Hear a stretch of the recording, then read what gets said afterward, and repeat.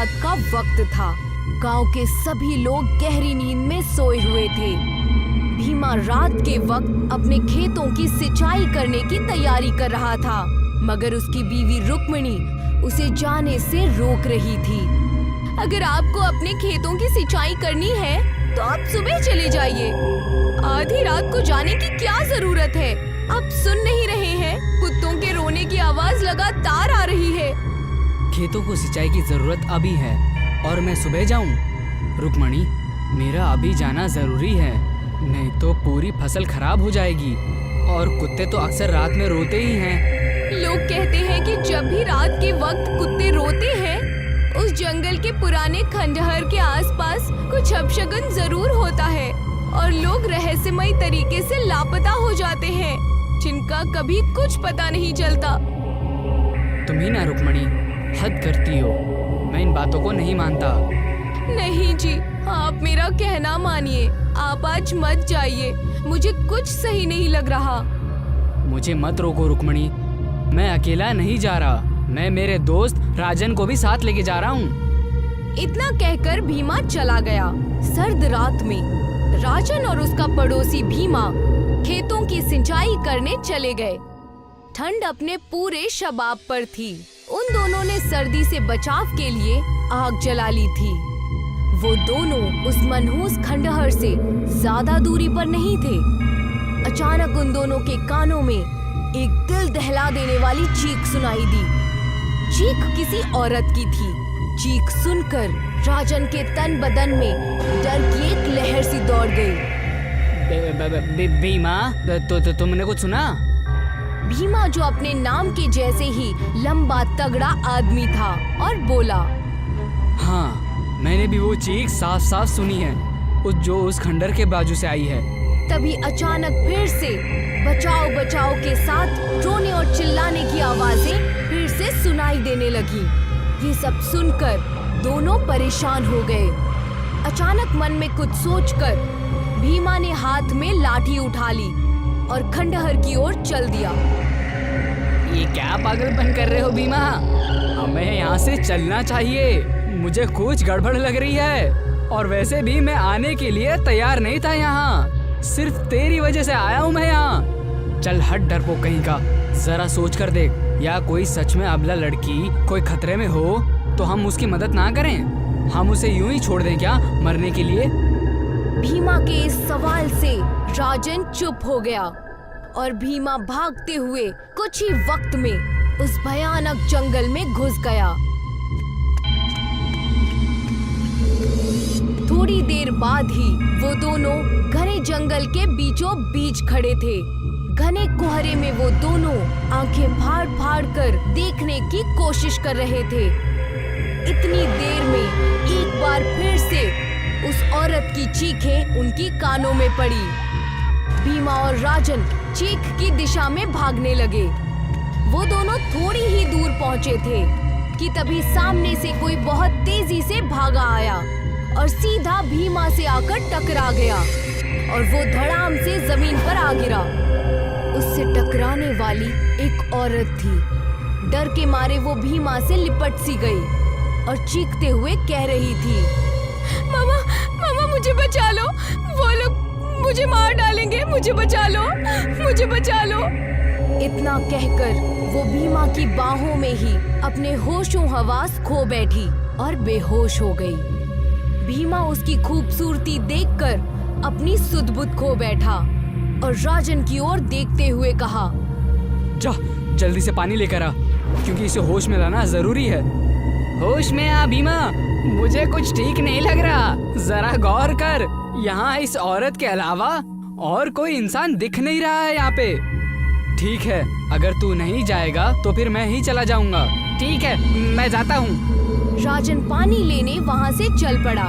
वहाँ थोड़ी दूर पर ही वो मनहूस खंडहर भी मौजूद था। उसके करीब ही एक पुराना कुआं भी मौजूद था। राजन उस कुएं के पास जैसे ही पहुंचा, अचानक उस खंडहर से सैकड़ों घुंघरुओं की आवाजें आने लगी और देखते ही देखते वो खंडहर रोशनी से जगमगा उठा। अचानक राजन के कानों में भीमा के दिल दहला देने वाली चीख सुनाई दी। राजन तुरंत भीमा की ओर दौड़ने लगा, लेकिन जैसे ही वो भीमा के करीब पहुंचा तो सामने का मंजर देखकर उसके रोंगटे खड़े हो गए। उसके सामने एक बेहद भयानक काले चेहरे वाली औरत खड़ी थी और भीमा की मृत खून से लथपथ लाश जमीन पर पड़ी हुई थी। देखते ही देखते उस भयानक दिखने वाली काली चमड़ी वाली औरत ने भीमा के मृत जिस्म का मांस खाना शुरू कर दिया। ये देखकर राजन की चीख निकल गई। राजन के भागने से पहले ही अचानक राजन को काली परछाइयों ने घेर लिया। उन सब के चेहरे बेहद भयानक थे। अचानक वो काली चमड़ी वाली औरत उड़ते हुए राजन के सीने पर बैठ गई। राजन की एक दिल दहला देने वाली चीख सन्नाटे को चीर गई। दूसरे दिन भीमा और राजन के लापता होने की खबर जंगल में आग की तरह फैल गई। गांव के एक आदमी ने मुखिया से पूछा, मुखिया जी, अब बस बहुत हो गया। जब जब इस गांव में कुत्ते रोते हैं तब तब इस गांव में गलत होता है। यहाँ पे रहने वाले लोगों की गायब होने की वारदात हमारे बाप दादा उनके जमाने से होती चली आ रही है और हम कुछ नहीं कर पा रहे हैं। आखिर हमारे कब तक नौजवान उस खंडर के डर से कब तक गायब होते रहेंगे? तुम्हें क्या लगता है मुझे इस बात की चिंता नहीं? उस खंडर को तोड़ने की कोशिश 1000 बार की गई। जब भी उस खंडर को तोड़ने जाते दूसरे दिन खंडर खुद ब खुद खड़ा हो जाता। तुम समझे? तो फिर इसका मतलब तो यही है कि तो अब हम इस गांव को छोड़ देना चाहिए। अब इस राज से पर्दा नहीं उठने वाला। बहुत से बाबा और तांत्रिकों ने इसका पता लगाने की कोशिश की है और वो भी पता नहीं लगा पाए। कुछ ने तो अपनी जान भी गंवा दी। इस बार तो मैंने किसी ऐसे चमत्कारी को बुलाया है कि वो बहुत पहुंचा हुआ तांत्रिक है। कहते हैं कि वो इतना शक्तिशाली है कि वो भूतकाल और भविष्य में आसानी से आ जा सकता है। तभी गांव वालों के कानों में तांत्रिक अघोरा की आवाज टकराई। अलख निरंजन। अघोरा मुखिया के नजदीक आकर खड़ा हो गया। मुखिया ने हाथ जोड़कर बाबा को सारा मसला बताया। रात हो गई है, ये सही वक्त है, चलो मेरे साथ। और हाँ, इस गांव में जितना भी पेट्रोल किसी के भी पास है वो सब ले लो और सारे गांव वाले इकट्ठा होकर मेरे साथ उस खंडर तक चलो। इतना कहकर सभी गांव वाले बाबा के साथ उस खंडहर पर आ गए। तांत्रिक अघोरा ने अपनी आंखें बंद कर ली। अघोरा की आंखें बंद करते ही बहुत तेज हवा चलने लगी। कुछ वक्त बाद अचानक अघोरा ने अपनी आंखें खोलकर कहा, अलख निरंजन। क्या आपकी चमत्कारी से कुछ देखा आपने? हाँ मुखिया, हाँ देखा। मैंने भूतकाल में जाकर सब देखा। तांत्रिक अघोरा चीख कर बोला, कालो, उसका नाम कालो है। कई वर्षों से इस गांव के नौजवानों को मारकर उसके शरीर के मांस के साथ साथ हड्डियां तक खा जाती है। तांत्रिक अघोरा की बात सुनकर सभी गांव वालों की आंख में दहशत झलकने लगी। ये अंग्रेजों के जमाने की बात है, जब ये गांव क्रांतिकारियों के नाम से जाना जाता था। उस जमाने में उस खंडर में एक औरत रहा करती थी जिसका नाम कालो था। कालो एक बहुत खूबसूरत और खतरनाक स्त्री थी जिसके ना जाने कितने अंग्रेजी अफसरों के साथ नाजायज शारीरिक संबंध थे। कालो काला जादू करने में माहिर थी, शैतान को खुश करने के लिए और हमेशा खूबसूरत और सुंदर दिखने के लिए वो गांव की औरतों और मर्दों को अंग्रेजों द्वारा जबरदस्ती पकड़कर उनकी बलि लिया करती थी और उन बलि देकर उनका कच्चा मांस खा जाती थी। जब इस बात की भनक क्रांतिकारियों को लगी तो उन्होंने जिंदा कालो को दीवार में चुनवा दिया, लेकिन कालो अपनी आत्मा का सौदा शैतान से पहले ही कर चुकी थी।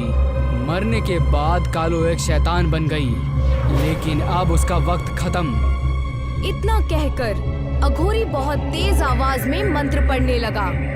देखते ही देखते अचानक उस खंडहर की दीवारें फट गईं और उसमें से एक भयानक काली चमड़ी वाली औरत बाहर निकल गई। कौन है रे तू? लेकिन अघोरा ने उसकी बातों का कोई जवाब नहीं दिया। वो बेखौफ कालो के नजदीक चला गया और अचानक अघोरा ने कालो का हाथ पकड़ लिया। जैसे ही उसने कालो का हाथ पकड़ा, वो बुरी तरह से चीखने लगी। सब लोग इसके ऊपर पेट्रोल डाल के इसे आग लगा दो। सभी ने उसके ऊपर पेट्रोल डालकर आग लगा दी और देखते ही देखते वो कालो जलने लगी और भयानक तरीके से चीखने लगी। अचानक कालो धुएं के रूप में तब्दील होकर जमीन के अंदर समा गई और वो खंडहर अपने आप टूटकर नीचे गिर गया।